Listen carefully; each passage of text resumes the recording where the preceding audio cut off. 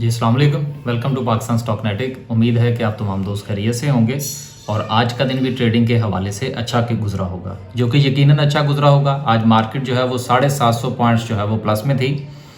देखिए आज जो है वो मार्केट का 750 पॉइंट मुस्बत होना ये इस बात की निशानदही कर रहा है कि पाकिस्तान को IMF से कर्ज़ की जो किस्त है वो मिल जाएगी।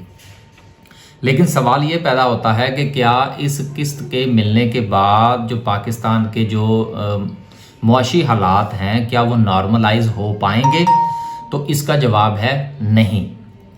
तो ऐसी सूरत हाल में जो है वो हमें क्या करना चाहिए, इन कुछ बातों के ऊपर जो है वो हम थोड़ा रोशनी डालने की कोशिश करेंगे इंशाल्लाह वीडियो के दौरान। आज जो है जी मार्केट ने माशाल्लाह से जो है वो 750 पॉइंट्स डाले हैं। अगर हम बात करें ऑल शेयर की तो 400 पॉइंट्स का इजाफा है, तो लिहाजा जिसके हाथ में आज जो आया उसने बाय करने की कोशिश की।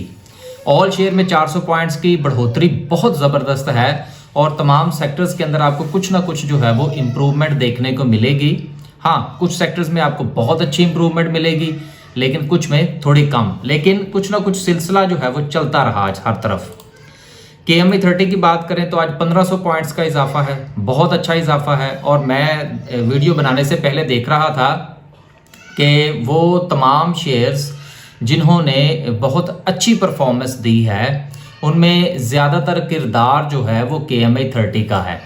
तो इस KME 30 की वजह से जो है वो ऑल शेयर में भी और KSE 100 में भी हमें बहुत अच्छी इंप्रूवमेंट जो है वो देखने को मिली है। आगे चलते हैं और देखते हैं कि सर्किट ब्रेकर क्या कहता है। सर्किट ब्रेकर में आज माशाल्लाह से 10 कंपनीज अपर कैप हैं और इन 10 के अंदर जो है इवेंसियन है, उसके बाद लॉटकैम है, नेटसोल है, ऑक्टोपस है। यानी कि अगर हम देखें तो एट एन एवरेज जो हमारा IT सेक्टर है वो काफ़ी अच्छा छाया रहा है आज। इवेंसियन भी थोड़ा बड़ा शेयर है, 70-80 रुपये का शेयर है, नेटसोल 100 रुपये का शेयर है। तो बहुत अच्छा जो है वो कम्बिनेशन हमें आज देखने को मिल रहा है। लेकिन बात ये है कि आज जो है वो हमें 750 पॉइंट्स मिले हैं और हमने अगर कोई चीज़ बाय कर रखी थी या पहले होल्ड कर रखी थी और अब उसमें कुछ प्रॉफिट जो है वो हमें नज़र आ रहा है, तो हमें करना क्या चाहिए? मेरी ज़ाती राय ये है कि कल आपको 25% जो है वो प्रॉफिट टेकिंग कर लेनी चाहिए। अपना नफ़ा बुक कर लीजिए, नफ़ा अपने हाथ में कर लीजिए 25%। लेकिन अगर आप ये समझते हैं कि हमें 25% जो है जी वो नहीं जी, वो हमें और चांसेस हैं कि मार्केट ऊपर जाएगी, तो कम से कम स्टॉप लॉस ज़रूर लगा लीजिएगा। क्योंकि देखिए हालात जो हैं पाकिस्तान के, ख़ास तौर पर अगर हम डॉलर की बात करें, फिर उसके बाद कोरोना के मामलात हैं, फिर जो हमारा GSP प्लस स्टेटस है उसके हवाले से भी जो वफद है वो पाकिस्तान आ चुका है, वो इसका जायज़ा लेगा। इन 2-3 चीज़ों के ऊपर, कोरोना के ऊपर, GSP स्टेटस के ऊपर तो अलग से वीडियोस होंगी। लेकिन जब हम इन सारी चीज़ों को जमा और तफरीक करके देखते हैं तो आगे जो है वो हमें जो मुस्तकबिल है वो थोड़ा सा धुंधला नज़र आता है। तो इसलिए बेहतर ये है कि कल जो है वो 20-25% आप कैश हाथ में करें, परसों मार्केट आपको फिर को मौका दे देगी, फिर बाय कर लीजिएगा। आगे मर्जी आपकी है, हमारा सिर्फ काम है वो हमारे उस्ताद साहब एक बात कहा करते हैं, आवाज़ लगाना।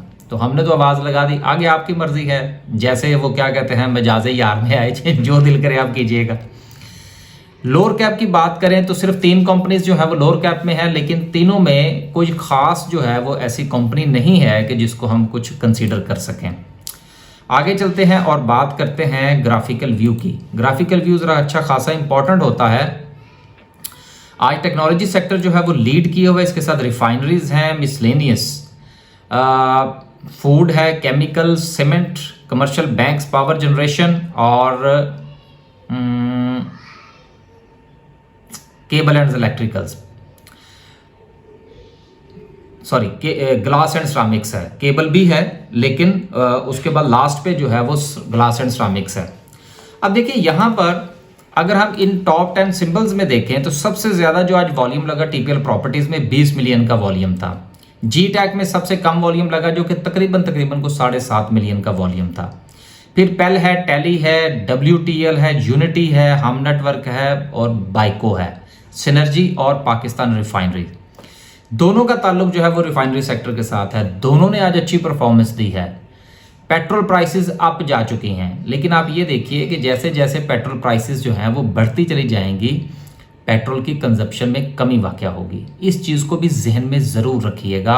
अगर आप रिफाइनरीज में जो है वो इंटरेस्टेड हैं, उनमें बाइंग सेलिंग करना चाहते हैं, तो इस चीज़ को ज़रूर मद्देनज़र रखिएगा। दूसरी तरफ जो है वो मैं गुज़िश्ता काफ़ी दिन से जो है वो मैं ये कह रहा था कि देखिए आप पावर जनरेशन, बैंक्स और इस किस्म के जो सेक्टर्स हैं ना, इनके ऊपर आप ज़रा नज़र रखिए। और अभी भी जो है वो आपको ये सेक्टर जो हैं ये मज़ीद परफॉर्म करते हुए नज़र आएंगे। लेकिन महज इस सोच के मुताबिक कि जी आप जो है वो इसको शेयर खरीदें और फिर मुट्ठी बंद कर लें, ये काम नहीं करना। वक्त के साथ साथ प्रॉफिट टेकिंग ज़रूर कीजिएगा। ये मार्केट, ये हालात कतअन इस बात की इजाज़त नहीं देते कि आप कोई बड़ी पोजीशन रखें। हाँ, अगर आप कुछ ज़्यादा लंबी पोजीशन रखना चाहते हैं तो फिर जो शेयर्स आपने खरीद रखे हैं वो सुकून से लेके बैठ जाएं। जो ख़ास तौर पर वो शेयर जो डिविडेंड पेइंग हैं, उन शेयर्स को खरीद लिया है तो बस अब मार्केट जो भी ऊपर नीचे हो रही है उसको होने दें और अगस्त और सितंबर का इंतज़ार करें। इंशाल्लाह ना सिर्फ कैपिटल गेन होगा बल्कि उसके साथ साथ जो है वो डिविडेंड वगैरह भी मिलेंगे। आगे चलते हैं जी और देखते हैं आज की कैंडल क्या कहती है। आज की कैंडल बहुत अच्छी है, इसमें से किसी किस्म का कोई कीड़ा निकालने की ज़रूरत नहीं है। बहुत अच्छा मोमेंटम शो कर रही है, कोई वीक नहीं है, कोई सेलिंग प्रेशर मुझे नज़र नहीं आ रहा इसके ऊपर। RSI जो है वो 50 पर है, न्यूट्रल जोन में है। अब देखते हैं कि RSI जो है वो 60 क्रॉस करती है या नहीं। फिलहाल मुझे तो करती हुई नज़र नहीं आ रही। अल्लाह करे कि कर जाए, हमारा जो एनालिसिस है वो गलत साबित हो जाए। चलें, इस बहाने जो है वो मार्केट तो बेहतर हो जाएगी। तो कैंडल के हवाले से आज कुछ खास जो है वो मेरा नहीं ख्याल कि डिस्कस करने की ज़रूरत है। मार्केट को जो नेक्स्ट रेजिस्टेंस का सामना होगा वो होगा तकरीबन को 43,000 पर। तो 42,500 समथिंग पर तो मार्केट मौजूद है। मार्केट के बाद अभी 500 पॉइंट्स की स्पेस बाकी है। तो आप इन दोनों अपॉर्चुनिटीज़ को देख सकते हैं। या तो आप मज़ीद 500 पॉइंट्स का इंतज़ार कर लें और जैसे ही 43,000 पे मार्केट जाए तो कुछ ना कुछ जो है वो डिस्पोज ऑफ कर दें। लेकिन अगर आप ऐसा नहीं करना चाहते तो कल सुबह ही मार्केट खुले तो 10-15% की आप प्रॉफिट टेकिंग फरमाइए। बाकी इंशाल्लाह जो कोरोना के हालात हैं, जो GSP स्टेटस है, जो फैटफ के हवाले से अफवाहें गर्दिश कर रही हैं, उनको मैं अफवाह इसलिए कहता हूं क्योंकि कभी कोई कन्फर्मेशन नहीं है। इनके ऊपर इंशाल्लाह जो है वो मुख्तसर सी अलहदा सी वीडियो बनाने की कोशिश करेंगे। अल्लाह हाफिज़।